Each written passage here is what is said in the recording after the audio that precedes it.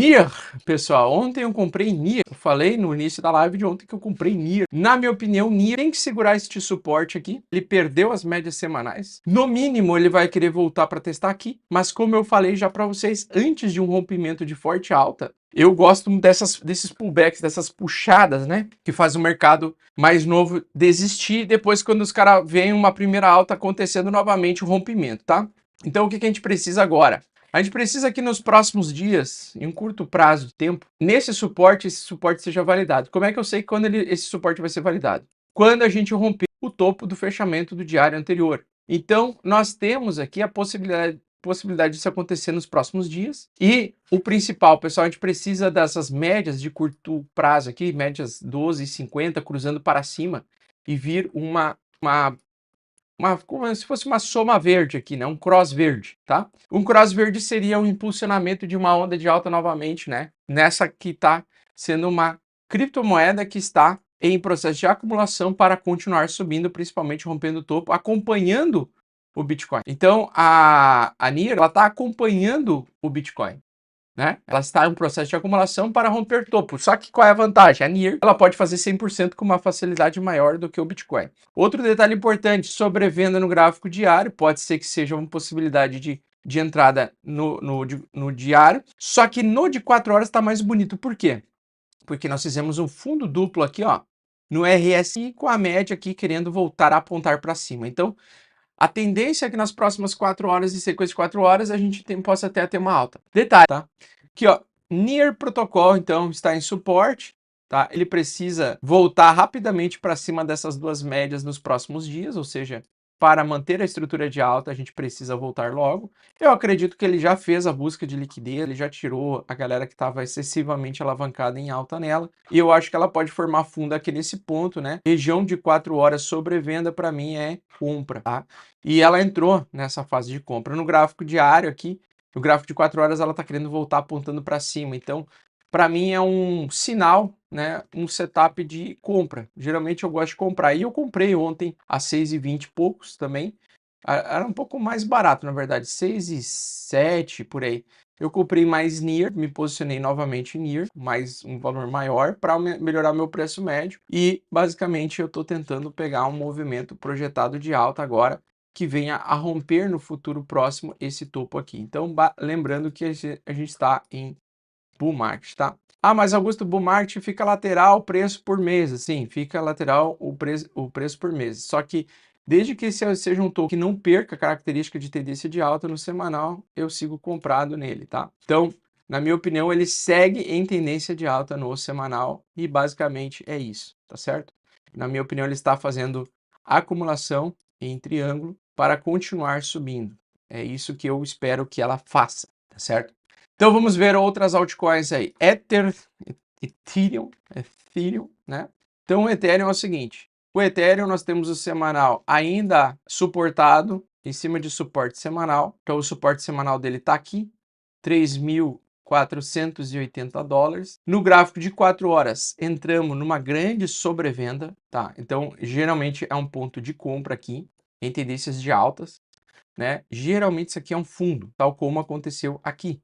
Tá? Então, sobrevenda do gráfico de 4 horas geralmente é fundo para o preço continuar subindo. Essa é uma característica normal de alta dentro de bull market, tá? Então, ela entrou em sobrevenda bem forte, ela até avisou aqui, ó, ficou muito sobrevendido, 18 pontos.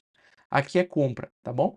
Então, hoje é um dia que eu acho que é interessante comprar a Ethereum também, porque ela está em suporte e ela, para preservar a tendência de alta, ela tem que segurar exatamente aí para continuar subindo, pois ela fez uma retração de Fibonacci, pegando o topo e o fundo, né? E ela chegou exatamente 0,38, quando é uma tendência forte alta, é aí que eu quero que ela segure pelo menos entre 0,23 e 0,38, e ela está segurando em 0,38 de Fibonacci. Então eu acho que vale a pena correr o risco de ficar rico com o Ethereum, comprando Ethereum nessa posição de suporte, tá? Pelo menos essa é a minha opinião, tá bom? Eu gostei da dominância do Bitcoin ontem tava a pleura lá, tava uma pica, né? Então, a gente tem que ver o seguinte, a dominância do Bitcoin, ela tem a seguinte característica, ela tem esse price action aqui, ó.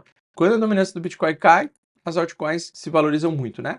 Então, baseado no comportamento dos ciclos anteriores, né? Ela chegou até a sair temporariamente da linha de tendência de baixa, e voltou, e quando ela rasgou para baixo, iniciou a altcoin season. E na minha opinião, nós estamos num período, vou pegar aqui de 2 meses, num período médio de 2 meses já de bull market normal, e eu espero que o mercado ele continue a dominância andando desse jeito aqui, né, baseado nos anos anteriores. Então, desde 2017, quando nós temos o bull market, nós temos a temporada das altcoins, aquela forte valorização das altcoins, que geralmente acontece na bull run, e essa bull run acontece quando o Bitcoin rompe o topo anterior. Ela rompe o topo anterior. Então, ainda fez topo? Por enquanto, ainda não. Mas essa dominância do Bitcoin no gráfico de 2 meses é o que eu tenho que ficar acompanhando sempre. Por quê? Porque no primeiro mês em que nós tivermos a perda da mínima anterior, da barra de 2 meses anteriores, significa que são os 2 primeiros meses em que começou a bull run e o bull market. A bull run é que assim, existem duas coisas. Existe o bull market, que é a tendência de alta, né, topos e fundos ascendentes dos mercados, e existe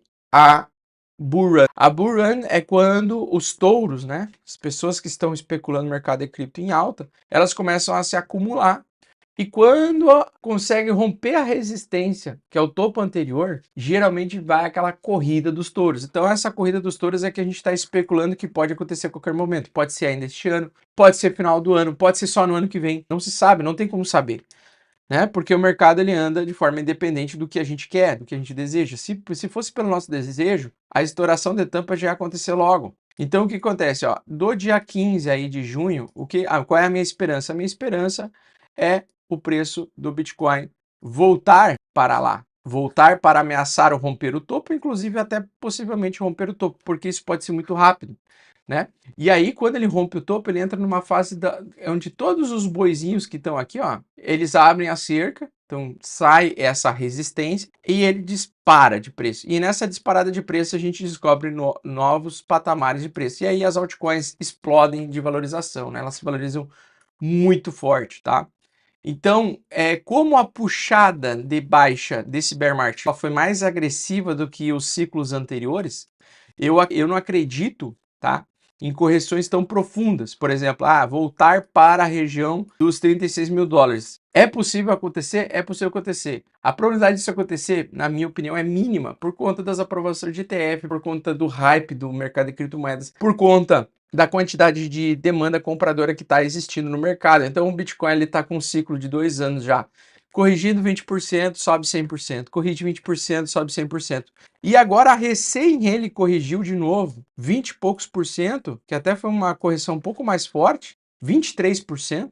E aí o que eu espero? Cara, espero depois de um fundo, no semanal, continuação de alta. Tá? Então, o que eu espero após essa formação de fundo? Continuação de alta. Então, o próprio Bitcoin estava no suporte ontem, que era 66 mil, e eu comentei, o próximo suporte é 64, depois 60, depois 58, depois 52, né?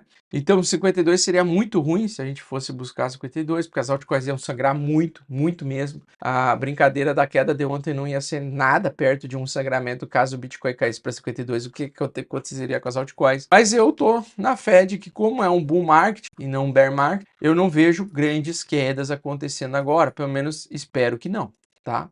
Então, é o momento de tomar um pouco mais de risco.